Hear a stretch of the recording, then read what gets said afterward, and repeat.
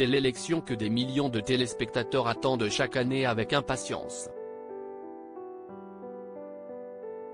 Ce samedi 17 décembre, en direct du MAC 36 à Déol près de Châteauroux, les Français vont élire leur nouvelle Miss France.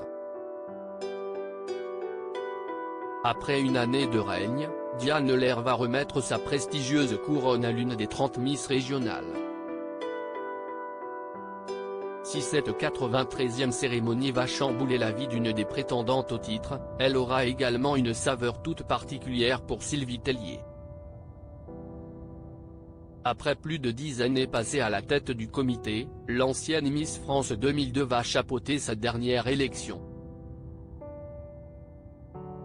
À l'issue de cette soirée, la patronne historique des Miss va céder sa place à Cindy Fabre, Miss France 2005.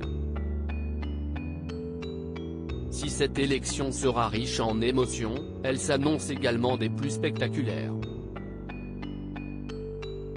À quoi faut-il s'attendre lors de cette cérémonie? Gala. FR vous en dit plus.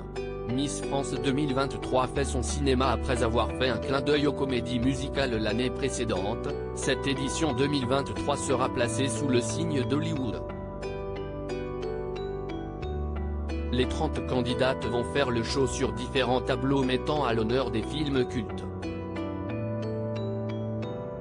Il faut toucher toutes les générations, avec des films plus anciens et plus récents, français et américains, pour plaire à tous.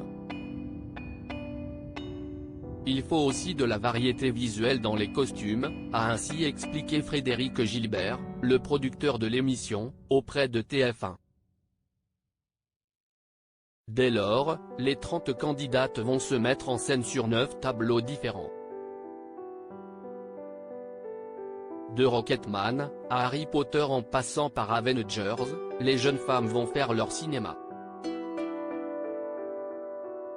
À l'issue de ces scènes de chorégraphie, le nom des 15 finalistes sera annoncé lors d'une séquence inspirée de la cérémonie des Oscars, comme l'ont révélé nos confrères de la première chaîne.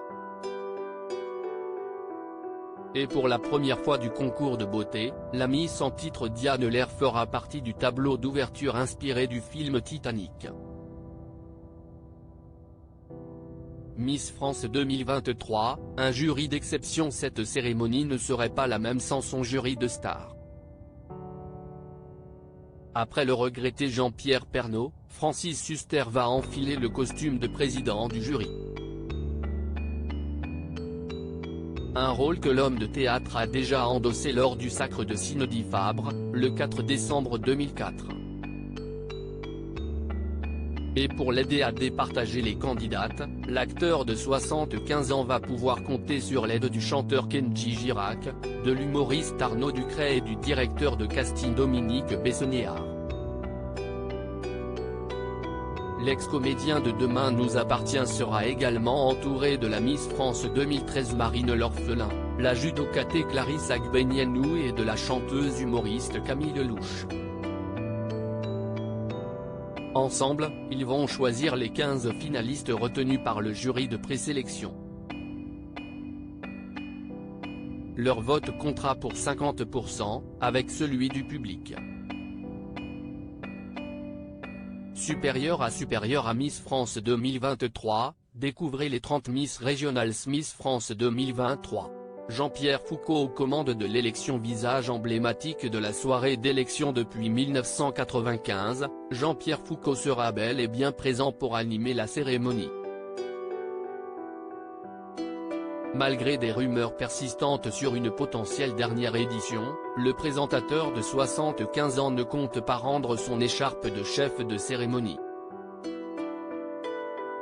Évidemment qu'un jour j'arrêterai la présentation de Miss France. Mais il n'y a pour l'instant pas de raison que ce soit ma dernière année, a-t-il assuré lors d'un point presse organisé le 18 novembre dernier. Et d'ajouter avec un véritable enthousiasme, Miss France, c'est plus de 3 heures de spectacle. C'est du rêve et de l'évasion. Et puis c'est un rassemblement familial, une émission fédératrice. Très heureux de présenter sa 27e cérémonie, Jean-Pierre Foucault a même prévu une surprise de taille pour les téléspectateurs. Miss France 2023, un duo surprise et les Français ne sont pas au bout de leur surprise. Carla Bruni et Gims vont enflammer la scène du M. A.ch 36 de Déol le soir de l'élection de Miss France 2023. Un duo qui a été annoncé le mardi 13 décembre. La chanteuse et le rappeur vont pour la toute première fois interpréter leur titre demain. Une ballade élégante et poétique issue du dernier album de l'ancien membre du groupe Section d'Assaut intitulé Les dernières volontés de Mozart, Symphonie, sorti le 2 décembre dernier. Une fois encore, cette élection s'annonce d'ores et déjà mémorable. Crédit photo, Robin Letellier Sipa.